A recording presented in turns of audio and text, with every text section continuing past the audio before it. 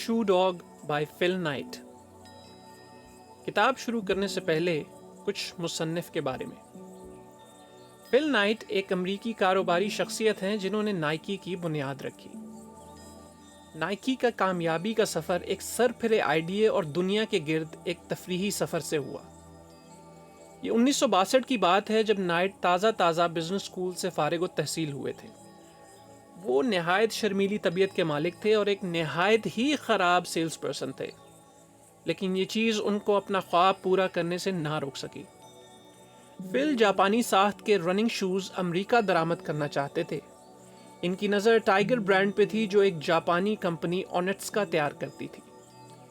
انہیں یہ آئیڈیا پہلی بار اسٹینفورڈ بزنس اسکول میں پڑھائی کے دوران آیا۔ اس وقت ان کے اساتذہ، دوستوں اور والدین میں سے کسی نے بھی اس آئیڈیا کو زیادہ اہمیت نہیں دی، لیکن فل اس چیز سے قطع نظر جاپان گئے اور اپنا یہ بے باک منصوبہ جاپانی کمپنی کے مالکان کو پیش کیا۔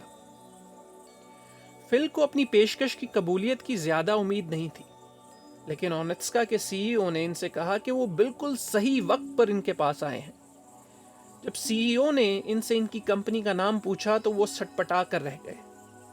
اس لمحے اچانک ان کے منہ سے جو نام نکلا وہ تھا بلو ریبن۔ کمپنی نے ان کی شروعات کے لیے 300 ٹائیگر شوز بھجوانے کی رضامندی ظاہر کر دی۔ اونیٹسکا سے معاملات طے کرنے کے بعد فل نے دنیا کے کئی ممالک کی سیاحت کی۔ اس سفر کے دوران فل کو جو تجربات ہوئے ان سے انہیں کافی انسپریشن ملی۔ دوسری ثقافتوں سے انہوں نے جو کچھ سیکھا اس کا اثر کافی حد تک ان کی بعد کی زندگی پر پڑا۔ وہ یونان میں ایتھنز کے پرانے قلعے سے خاص طور پر متاثر ہوئے۔ وہ گھنٹوں نائکی جو جیت کی دیوی تھی کے معبد یعنی ٹیمپل کے سامنے کھڑے رہتے۔ سالوں بعد فل کے سامنے ایک قدیم ڈرامہ نگار ارسطوفینز کا لکھا ہوا کھیل آیا۔ اس کھیل کا نام دی نائٹس تھا۔ اس میں ایک جنگجو اپنے بادشاہ کو نائکی کے معبد میں جوتوں کا ایک جوڑا تحفے میں دیتا ہے۔ بہت سے لوگوں کی زندگی میں ایسا ایک شخص ہوتا ہے جو انہیں انسپائر کرتا ہے اور جس کی نظر میں عزت حاصل کرنا ان کے لیے بہت اہم ہوتا ہے۔ فل کی زندگی میں یہ شخص ان کے سابق رننگ کوچ بل باورمین تھے۔ بل کی منظوری نے فل کو وہ اعتماد فراہم کیا جو ان کو اپنے خواب پورے کرنے کے لیے درکار تھا۔ بل صحیح معنوں میں شو ڈاگ تھے۔ شو ڈاگ اس شخص کو بولا جاتا ہے جس کو جوتوں کا خبط کی حد تک شوق ہو۔ جب فل اپنے کوچ کے لیے بھاگتے تھے تو وہ بل اپنے سارے تجربات انہی پر کیا کرتے تھے۔ بل ان تجربات سے یہ دیکھنا چاہتے تھے کہ جوتوں میں تھوڑی سی تبدیلی کس طرح ان کے کھلاڑیوں کی کارکردگی پر اثر انداز ہوتی۔ اس مقصد کے لیے وہ جوتوں کو مکمل طور پر پھاڑ دیتے اور پھر مختلف مواد ڈال کر جوتوں کو مزید بہتر بناتے اور نئے سرے سے جوڑ دیتے۔ ان کا اصل مقصد جوتے کو کم وزن بنانا ہوتا تھا۔ یہی خصوصیت بعد میں جا کر نائکی کی وجہ شہرت بنی۔ بل کو اپنا مقصد حاصل کرنے کا اتنا خبط تھا کہ ایک مرتبہ انہوں نے چمڑے کی بجائے کاڈ فش کی جلد سے جوتا بنا ڈالا۔ جب فل اپنے سفر سے لوٹے تو اپنے کوچ کے پاس گئے اور انہیں اپنی کمپنی میں شراکت داری کی پیشکش کی، جسے بل نے قبول کر لیا۔ فل کے اعتماد کو اس سے کافی بڑھاوا ملا۔ یہاں بھی وقت فل کے حق میں تھا۔ ان کے کوچ کا کریئر نئی بلندیوں کو چھو رہا تھا۔ وہ مستقبل کے اولمپئنز کی کوچنگ کر رہے تھے۔ انہوں نے ٹائیگر جوتوں میں تبدیلیاں کی اور اپنے سب سے اچھے رنرز کو وہ جوتے دیے۔ اس سے برانڈ کو بڑھاوا ملا اور فل کو مزید جوتے بیچنے میں آسانی ہوئی۔ فل نے تبدیل شدہ جوتوں کے نمونے اونیٹسکا کو بھی بھیجے اور مشورہ دیا کہ کمپنی ان جوتوں کو بنانے پر غور کرے۔ اونیٹسکا نے یہ بات مان لی اور نئے جوتے جن کا نام کارٹیز رکھا گیا بہت اچھے بکنے لگے۔ جب بلو ریبن پھیلی تو فل نے قابل اعتماد لوگوں کو بھرتی کرنا شروع کیا، لیکن بلو ریبن کے ملازمین کی ٹیم عام کارپوریٹ ملازمین کی طرح نہیں تھی، بلکہ وہ نہایت ذہین لیکن غیر موزوں یعنی کہ بریلینٹ مسفٹ لوگوں پر مشتمل تھے۔ شاید انہوں نے اسی لیے اچھا کام کیا کیونکہ وہ کسی اور جگہ کے لیے ناموزوں تھے۔ اس ٹیم کے لوگوں نے ایک دوسرے کے انوکھے انداز کے پیچھے چھپے تخلیقی انسان کو ڈھونڈنے کا فن جان لیا تھا۔ ابتدا سے ہی بلو ریبن کے تمام ملازمین کو فل اور اس کے ویژن پر پورا بھروسہ تھا۔ کمپنی کے پہلے فل ٹائم ملازم جیف تھامسن نے انتھک محنت کی اور بل باورمن کے ساتھ مل کر جوتوں میں اختراع یعنی انوویشن کی۔ بلو ریبن کی ٹیم کو اکٹھا رکھنے کے لیے فل ہر سال میں کچھ مرتبہ ٹیم بلڈنگ ویکنڈز رکھتے، جس کو بٹ فیسز کہا جاتا۔ اس تقریب میں سب ایک دوسرے پر زور زور سے چلاتے اور خوب بے عزت کرتے۔ اس کا مقصد یہ باور کرانا تھا کہ کمپنی میں کوئی بھی کسی سے برتر نہیں ہے۔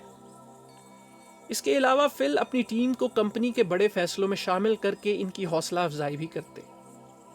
جہاں تک روزمرہ کے کام کا تعلق تھا تو فل جنرل پیٹن کے مشورے پر عمل کرتے تھے۔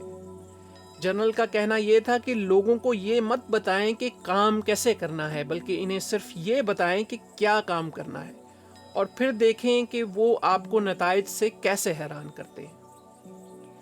مثلاً فل نے کبھی بھی جیف کو یہ نہیں بتایا کہ وہ اپنا کام کیسے کرے، اور نہ ہی کبھی انہوں نے ان لاتعداد ای میلز کا برا منایا جس میں جیف کام سے لے کر لطیفوں تک ہر بات لکھتے تھے۔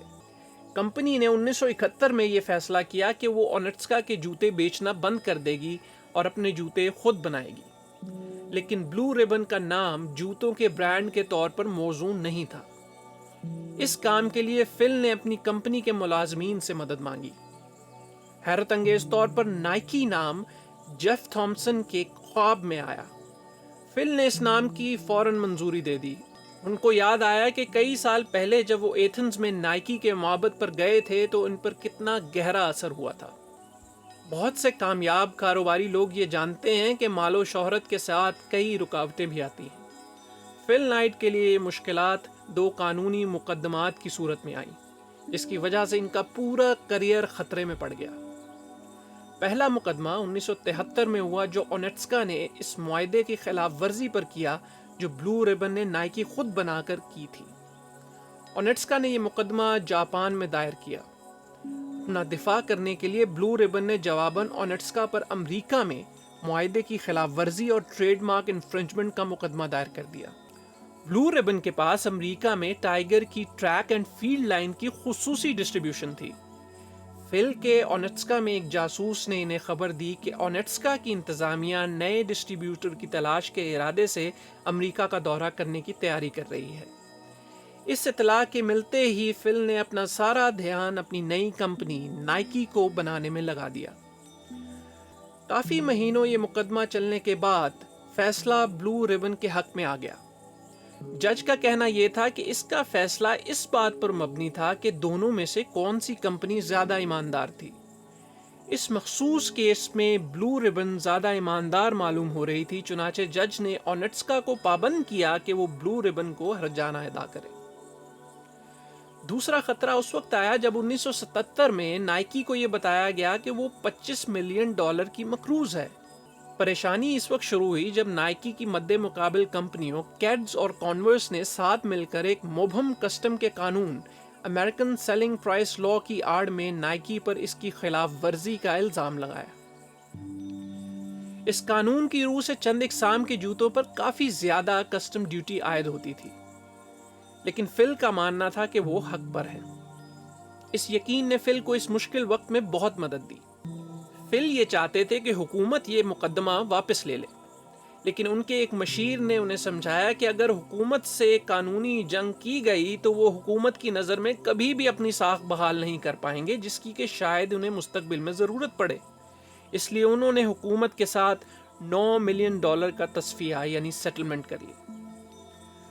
اب فل اپنی کمپنی کو پبلک کرنے میں بھی ہچکچا رہے تھے، کیونکہ وہ یہ چاہتے تھے کہ ان کی کمپنی بھی ایک کارپوریٹ مشین بن کر نہ رہ جائے، لیکن اس کیس کی وجہ سے فل کو مجبوراً یہ قدم اٹھانا پڑا۔ انہیں یہ بھی پریشانی تھی کہ اس کی وجہ سے انہیں کمپنی پر اپنی گرفت اور مخصوص اقدار پر سمجھوتا کرنا پڑے گا۔ خوش قسمتی سے فل کے ایک ساتھی نے کمپنی کے شیئر سٹرکچر کی تقسیم کچھ اس طرح سے کی جس نے نائکی کو ہی معاملات کا مختار رکھا۔ اپنے آغاز سے ہی نائکی نے ایک کمپنی کے طور پر ہر مشکل کا سامنا بڑی ایمانداری اور پوری توانائی سے کیا تھا۔ اس رویے کی وجہ سے اس کے خریداروں نے ہر اچھے برے وقت میں اس کا ساتھ دیا۔ نائکی اب اپنے کارخانوں کے مزدوروں کے لیے کام کے حالات بہتر کرنے میں لگی ہے۔ 90 की दिहाई में एक रिपोर्ट शाया हुई जिसमें एशियाई मुशक्कती कारखानों यानी स्वेट शॉप्स में मजदूरों के लिए नहायत अमीक यानी कि बिस्मिल काम के हालात की निशानदही की गई। नाइकी इस रिपोर्ट में मरकजी किरदार थी। वो कि नाइकी ने महज दूसरी कॉरपोरेशंस की तरह मकानियत कार यानी वर्क स्पेस किराए पर ली थी, लेकिन रिपोर्ट्स का मुसन्निफ ये जानता था कि नाइकी के नाम की पहचान की वजह से रिपोर्ट ज़राए अबलाग यानी कि मीडिया की तवज्जो हासिल कर लेगी, इसलिए नाइकी इस रिपोर्ट का महवर थी। कंपनी ने मजदूरों की उजरत यानी वेजेस बढ़ाने की भी पूरी कोशिश की, लेकिन इसे एक मुल्क में ये कहकर रोक दिया गया कि अगर मजदूरों की उजरत डॉक्टरों से बढ़ जाएगी तो ये मईशत के लिए नहायत नुकसानदेह होगा। लेकिन इस शर्मनाक इंकशाफ के बाद फिल और इसकी टीम को पता था कि इन्हें मजीद कोशिश करने की ज़रूरत है। कंपनी कारखानों के हालात में जो सबसे बड़ा सुधार लाई वो ये था कि इसने एक पानी पर मबनी इत्तिसाल यानी बॉन्डिंग एजेंट इजाद किया। ये एक नहायत ही अहम पेशरफ्त थी, क्योंकि जूतों के कारखानों के रबर रूम सबसे ज़्यादा सरतान पैदा करने वाला रकबा था, यानी कि कार्सिनोजेनिक एरिया था। नाइकी का नया इत्तिसाल 97% तक कम जहर आलूद था।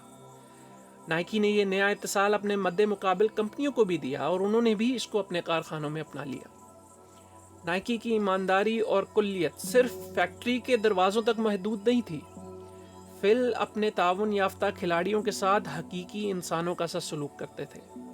वो इनको महज अपनी मसनूआत को बेचने का जरिया नहीं समझते थे। यही वजह थी कि नाइकी की तशहीर करने वाले खिलाड़ियों के फिल के साथ ज़ाती मरासिम उस्तवार हुए।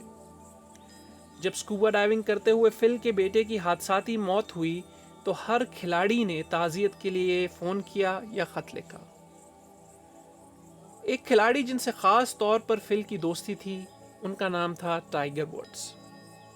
इस किताब से हमें यह सबक मिलता है कि अगर आप अपने आइडियाज़ पर भरोसा रखें और गैर रवायती सोच अपनाएं और अपनी इक़दार पर साबित कदम रहें तो आप कुछ भी हासिल कर सकते हैं। अपना कीमती वक्त हमें देने के लिए बहुत शुक्रिया।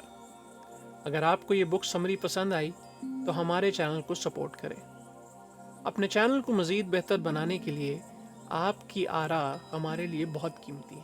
इसके अलावा अगर आप किसी किताब की उर्दू समरी सुनना चाहते हैं तो हमें ज़रूर लिखें। आप हमें ईमेल भी कर सकते हैं kitabgo@gmail.com।